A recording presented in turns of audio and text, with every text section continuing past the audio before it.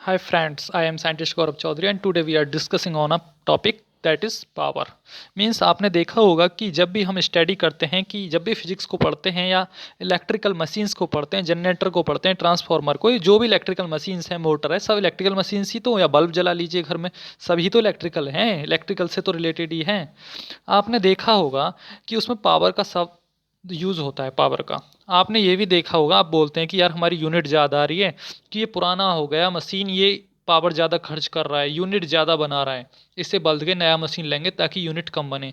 तो इस तरीके से होती है, जैसे टोटल पावर होती है। टोटल मीन्स ले लीजिए एक बियर का गिलास है जो फुल भर के लिया आपने, तो आपने देखा होगा उसमें ऊपर की तरफ झाग आ जाते हैं, फ्लेम आ जाते हैं ऊपर की तरफ, और नीचे जो होता है, नीचे उसमें बियर भरी हुई होती है। तो झाग को बोला जाता है रिएक्टिव पावर, और नीचे भरे हुए गिलास को बोला जाता है एक्टिव पावर।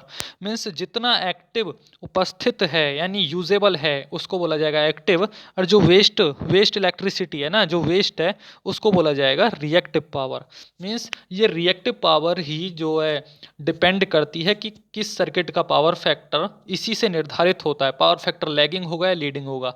मीन्स जितनी ज़्यादा रिएक्टिव पावर होगी उसी पे डिपेंड करता है सर्किट का पावर फैक्टर। अब मैं आपको समझाऊं कि ये पावर्स का निर्धारण कैसे होता है।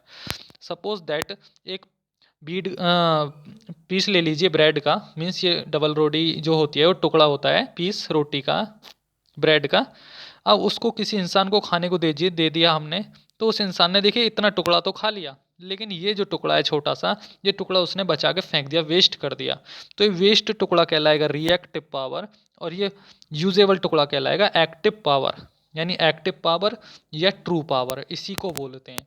तो जो हमारी मशीन्स होती हैं, मशीन्स में सपोज दैट एक एक किलोवाट एक किलोवाट इलेक्ट्रिसिटी दी, तो हमारी मशीन्स में क्या होता है, 0.750 किलोवाट यूज़ हो जाती है, और बची हुई 250 किलोवाट वेस्ट चली जाती है, सर्कुलेट होती रहती है, मतलब उस मशीन्स में उस सर्कुलेटिंग पावर को ही बोला जाता है रिएक्टिव पावर।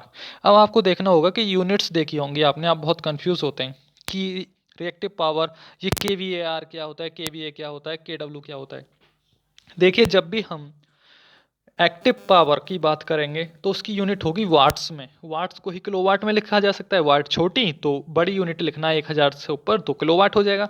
जब भी हम रियल पावर की बात करेंगे तो वो होगी किलोवाट में या वाट में। जब भी हम रिएक्टिव पावर की बात करेंगे तो उसकी यूनिट होगी वाट्स में, VAR, VAR, वोल्ट एम्पियर, और रिएक्टिव, आर से रिएक्टिव।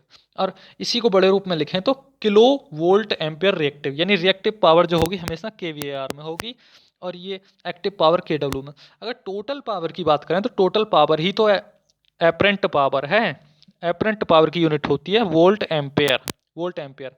क्योंकि जब भी एपरेंट पावर की बात होती है वहाँ कोई लॉस नहीं है, क्योंकि टू, अब देखिए, तो इसकी यूनिट होती है KVA, किलो वोल्ट एम्पियर। क्यों नहीं है लॉस, देखिए जो ब्रेड का टुकड़ा था ये पूरा का पूरा ही तो था, यहाँ लॉस क्या है, लॉस क्या है, इसलिए इसकी यूनिट वोल्ट और